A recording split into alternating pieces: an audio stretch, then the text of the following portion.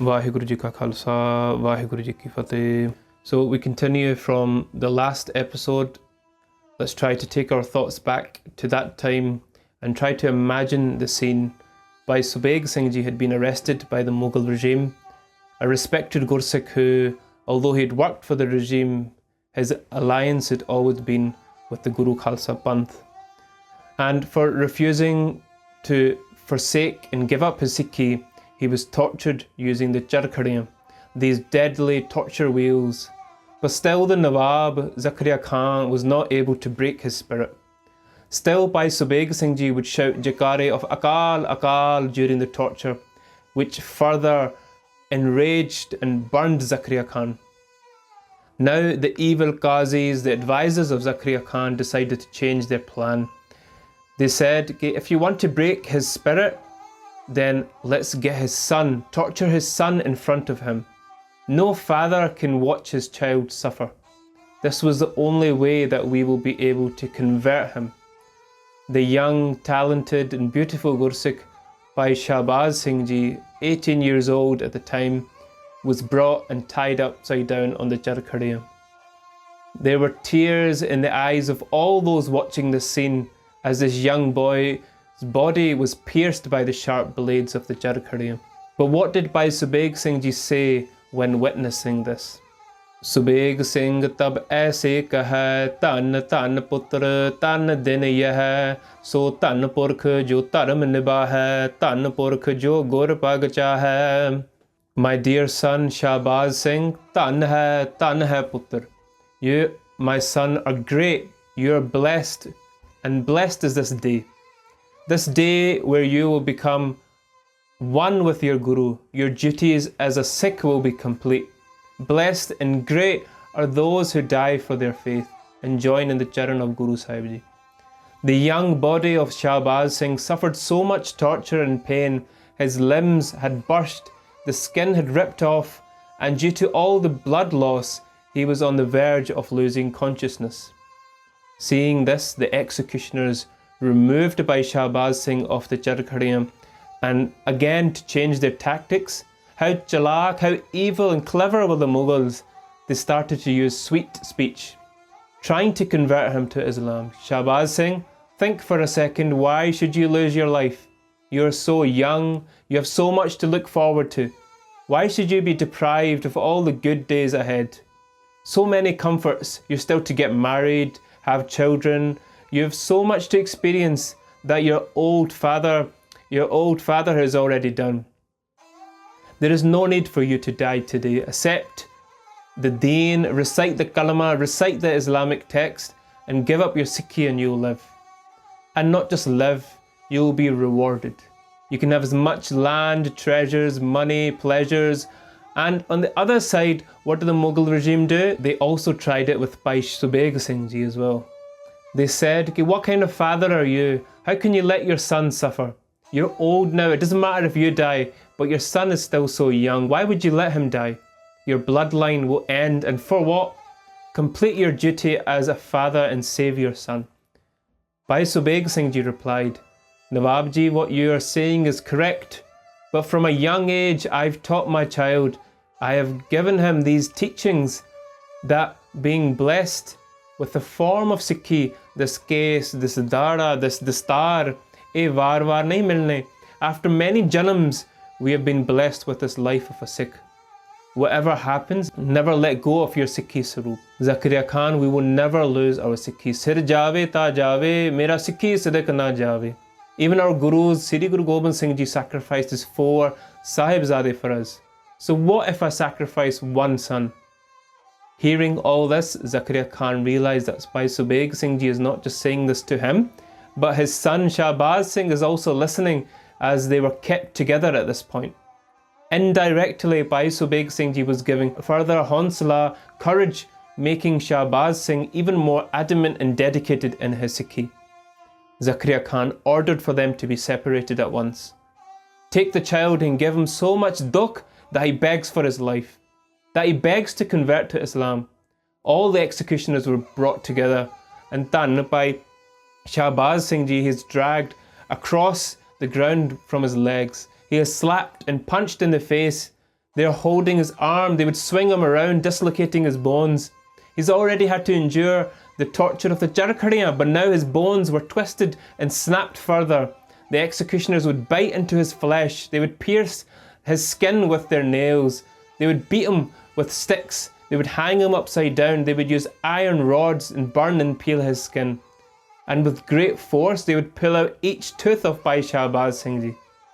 Sahib Singh ji, it is at this point in our itihas, Kavi Ratan Singh ji states, "Aise dukh kaha log ganiye, jitne tinke ditte paniye." He says, Khalsa ji, I cannot bear to describe the pain and torture that this beautiful young Gursikh had to endure. My tongue fails to narrate this long list of torture and pain that was inflicted on the tender body of Bhai Shabaaz Singh ji. After all this, still Zakharia Khan hadn't had enough. He said, put him back on the Zakharia, crush his bones again, take the life out of him. After all this, although the spirit of Shabaaz Singh ji is limitless, the body can only take so much pain. It's easy for us to narrate this Sakhi, but imagine having to go through all this pain. Bhai Shabaaz Singh ji lost all consciousness. Behosh ho gaya si. He went silent.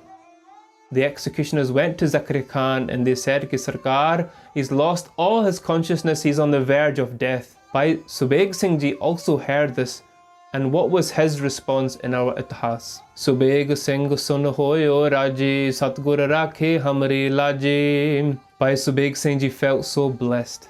Satguru ji, you have kept his honour. Tan is my putter, blessed is my son, and Tan, great, is the mother who gave birth to you. You have kept my honour. Hearing that Bhai Shabaaz Singh ji had lost his consciousness, Zakharia Khan wanted him alive. He asked his guards to bring water, which was then sprinkled onto the face of Shabaaz Singh, awakening and reviving him again. At this point, Nawab Zakharia Khan patted Shabaaz Singh on his back and started his sweet speech again. He said, my son, you have now been born again. Allah has blessed you with a new life. No one can blame you if you convert. Look in front of you, everyone here have accepted Islam. And look at the gathering of people that Zakharia Khan had arranged. They're all congratulating you on your new life as a Muslim. Zakharia Khan asked one more time, Shabaaz Singh, are you ready to take the kalama and convert? Sangat ji, Bhai Shabaaz Singh ji is drifting between unconsciousness and awakening. He was not able to think properly. He's not understanding what is happening. Think about all the torture that he's had to endure. Bhai Shabaaz Singh is said to nod his head. He accepted. Zakharia Khan let out a sigh of relief. Even though they'd forced this conversion, they celebrated. At last, they'd managed to convert a Sikh. When Bhai Subegh Singh ji heard the celebrations, he was shocked to his core. How could this happen? Zakharia Khan and the Qazis all rushed to Subegh Singh ji. They said, look, your son has accepted Islam. Be wise and do the same now. Bhai Subegh Singh ji looked at his son. Shabaaz Singh, what's happened? Why have you accepted Islam? Subegh Singh layo mastak dekh, Musliman hon likhyo lekh, tab tin panhe pago utari, charan shuhai dayo ek bari. Bhai Subegh Singh ji was a great Gursikh, a Mahapurush. He had spiritual power. Fixating his dhyan, his concentration on Vaheguru ji, Bhai Subegh Singh ji looked at the forehead of his son. Gurbani states that our lekh, our destiny, our karm are preordained. They are written for us already. And looking at the forehead of Bhai Shabaaz Singh ji, Bhai Subegh Singh ji started to shake his head. He realized that, understanding the karm and lekh of his son, that due to his pichle karm, his past actions, it is destined that he would convert to Islam once. Look at how much attachment everyone has to their children. They would do anything in this situation to save them, but then Bhai Subegh Singh ji is wishing that his son is Shaheed, that his son lives his last breath as a Sikh. Bhai Subegh Singh ji, knowing that it was Vaheguru ji who has the pen that writes the karm and destiny, So it's Vaheguru Ji themselves who can change this lake. Meditating on Naam, reciting Gur Mantar, he touched the child's forehead with his bare charan, his foot. Reciting Akal, Akal, he wiped out the lake with his charan.